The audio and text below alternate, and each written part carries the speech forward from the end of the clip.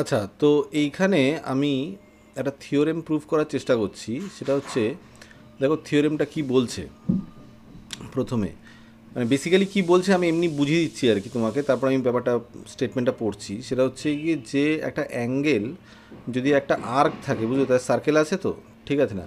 এবার সেই সার্কেলের একটা মানে দুটো আর্ক ধর আমি কনসিডার যদি করি সার্কেলটার মধ্যে, ঠিক আছে, একটা হচ্ছে গিয়ে মেজর আর মাইনার আর্ক আর কি, ঠিক আছে। তো এইটা ছোটো যেটা আর্কটা আর কি সার্কেলটার, সেটা যদি মাইনার আর্ক ধরি আর বড়টা যদি আলটিমেটলি মেজর আর্ক ধরি আর কি, বুঝতে পেরেছো তো ব্যাপারটা?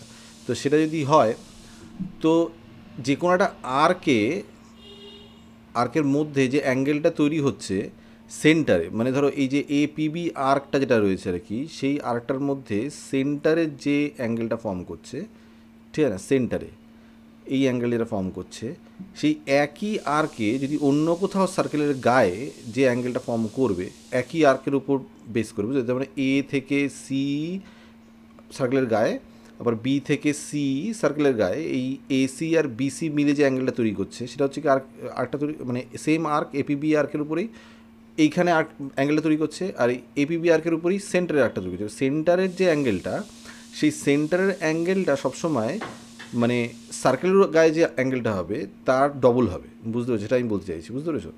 মানে সেম আর্কে সেন্টারে যে অ্যাঙ্গেলটা তৈরি করছে সেই অ্যাঙ্গেল সবসময় অন্য কোথাও সার্কেলের তুমি যখন অ্যাঙ্গেল তৈরি করবে সেটার অর্ধেক হবে, সেটা হচ্ছে গিয়ে বলতে চাইছে, বুঝতে পেরেছো?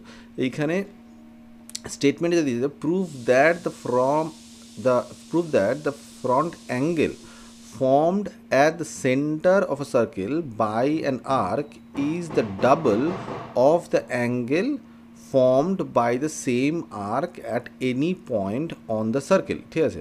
মানে সেন্টারে যেটা তৈরি করছে তার অর্ধেক হবে, বুঝতে পেরেছো? তো এইটা এখানে প্রুফ, এবার সব কটা ডায়াগ্রামে একই জিনিস প্রুফ করছে, ঠিক আছে না? আমি আপাতত একটা দিয়ে প্রমাণ করার চেষ্টা করছি, বুঝতে পেরেছো?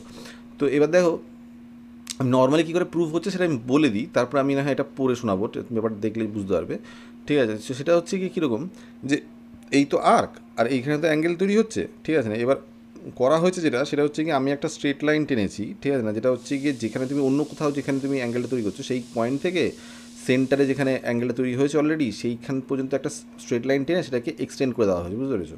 তো মানে এইটা এই ডি পর্যন্ত এক্সটেন্ড করে দেওয়া হয়েছে, সি ও পর্যন্ত এসে তারপর ডি পর্যন্ত এক্সটেন্ড করা হয়েছে, বুঝতে পেরেছো? তো এইবার আমি যদি চিন্তা করি এইভাবে, যে যে দেখো এইখানে দুটো ট্রায়াঙ্গেল ফর্ম হয়েছে, এই একটা ট্রায়াঙ্গেল, ঠিক আছে না, বাঁদিকে, ঠিক আছে না, আরেকটা ডান দিকে আরেকটা সেম টাইপের একটা একটা ট্রায়াঙ্গেল তৈরি হয়েছে, বুঝতে পেরেছো? এবার দেখো এ ও সির কথা বলছি ট্রায়াঙ্গেলটা, আর বি ও সি এর কথা বলছি ট্রায়াঙ্গেলটা, ঠিক আছে? এইখানে তুমি যদি চিন্তা করে দেখো, যে আমরা তো জানি যে external angle of a triangle is equal to the summation of internal angles, ঠিক আছে? তো এইখানে দেখো এই যে অ্যাঙ্গেলটা, ঠিক আছে না, এইটা হচ্ছে গিয়ে ইন্টার্নাল অ্যাঙ্গেল, এটা হচ্ছে গিয়ে ইন্টার্নাল অ্যাঙ্গেল, এই দুটো অ্যাঙ্গেলের যোগফল হচ্ছে গিয়ে এই অ্যাঙ্গেলটা, এটা এক্সটার্নাল অ্যাঙ্গেল হওয়া উচিত। সিমিলারলি এই ট্রায়াঙ্গেলের ক্ষেত্রে মানে বিওসির ক্ষেত্রে এইটা প্লাস এইটা, এই দুটো অ্যাঙ্গেল যোগ করলে এইটা আসা উচিত, বুঝতে পেরেছো ব্যাপারটা? তো সে এইটুকু তো মাথায় ঢুকেছে, কোনো অসুবিধা নেই, ঠিক আছে?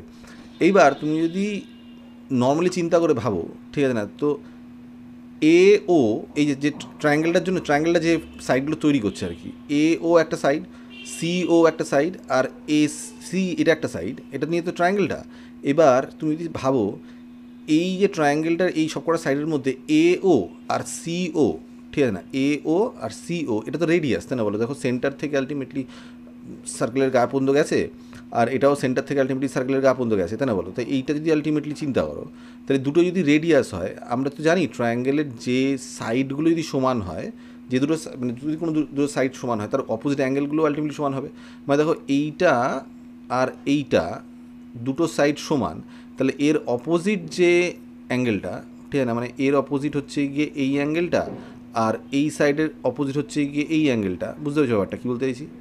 ঠিক আছে, নাকি ঘেরে ফেললাম পুরো ব্যাপারটাকে অতিরিক্ত মানে এই যে সাইডটা এইটার অপোজিটটা তো হচ্ছে গিয়ে এই অ্যাঙ্গেলটা, তাই না? বলো, ঠিক আছে না?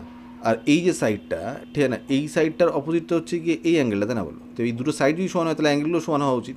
তার মানে টেকনিক্যালি আমি যেটা বলতে চাইছি, যে আমি যদি যখন যোগফল চিন্তা করছি, যে এই যে অ্যাঙ্গেলটা মানে হচ্ছে গিয়ে ও C A অ্যাঙ্গেলটা, R O A C অ্যাঙ্গেলটা, এই দুটো যোগফল করে তো আলটিমেটলি এক্সটার্নাল অ্যাঙ্গেল এর সাথে যোগ মানে সমান বলছি।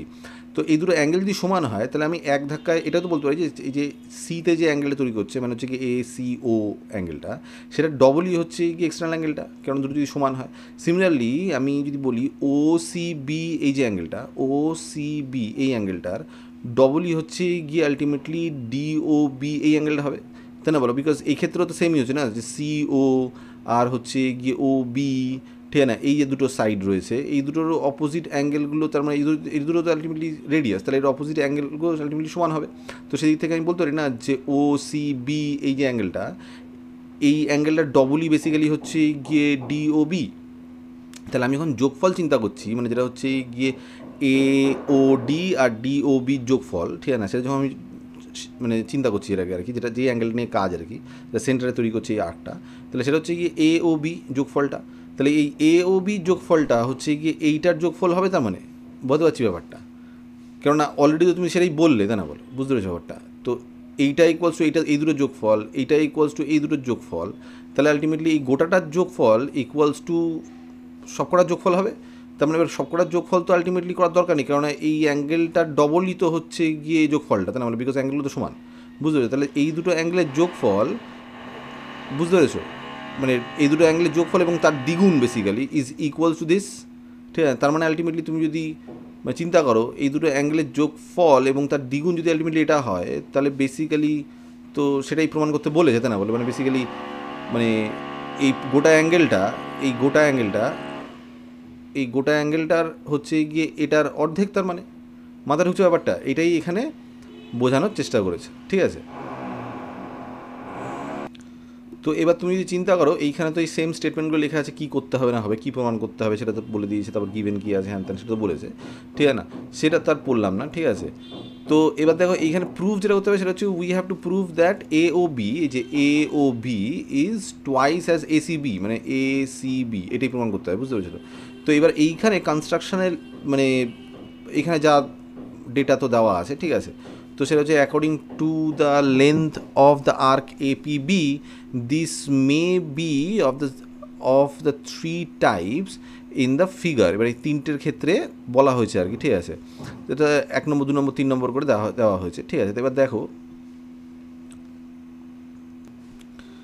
যে 1 নম্বর আর 4 নম্বরের ক্ষেত্রে APB is the minor arc, ঠিক আছে না? এপিবি হচ্ছে কি মাইনার আর্ক, ঠিক আছে? এইখানে দেখো ছোটো আর্কটা হচ্ছে এপিবি, আর বাকিগুলোর ক্ষেত্রে হচ্ছে গিয়ে বড় আর্ক, ঠিক আছে না, হচ্ছে গিয়ে তোমার নিয়ে কাজ করা হচ্ছে। এপিবিটা হচ্ছে গিয়ে বড় আর্কের ক্ষেত্রে, আর এটা হচ্ছে সমান সমান, ঠিক আছে?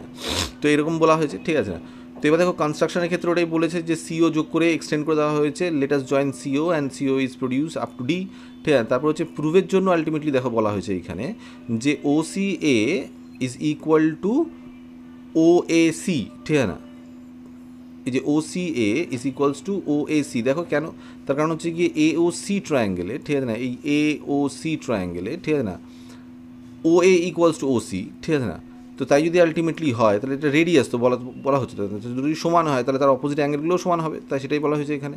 তো সিমিলারলি আমি যদি চিন্তা করি again for A O C in every cases external twice, এটা হচ্ছে কি এক্সটার্নাল অ্যাঙ্গেল, ঠিক আছে না, A O D is internally opposite, সেটা হচ্ছে গিয়ে এইটা, ঠিক আছে না, যেটা আমি একটু বলছিলাম, ঠিক আছে না? তো তাই যদি আলটিমেটলি হয় তাহলে এই দুটো যোগফল ইকুয়ালস টু হচ্ছে গিয়ে তোমার এ ও ডি, ঠিক আছে? সিমিলারলি আমি বলতে পারি যে ডি ও বি, এটা যদি এক্সটার্নাল অ্যাঙ্গেল হয় তাহলে এই দুটো অ্যাঙ্গেলের যোগফল সেটা হবে, ঠিক আছে? তাই যদি আলটিমেটলি হয় তাহলে এইটা একটা হলো দাঁড়ালো, ঠিক আছে? এবার যদি আমি চিন্তা করি যে এই অ্যাঙ্গেলগুলো যেগুলো আমি বলছি সেগুলো যদি সমান হয় তাহলে আমি বলতে পারি না যে A O B is equals two, ঠিক আছে?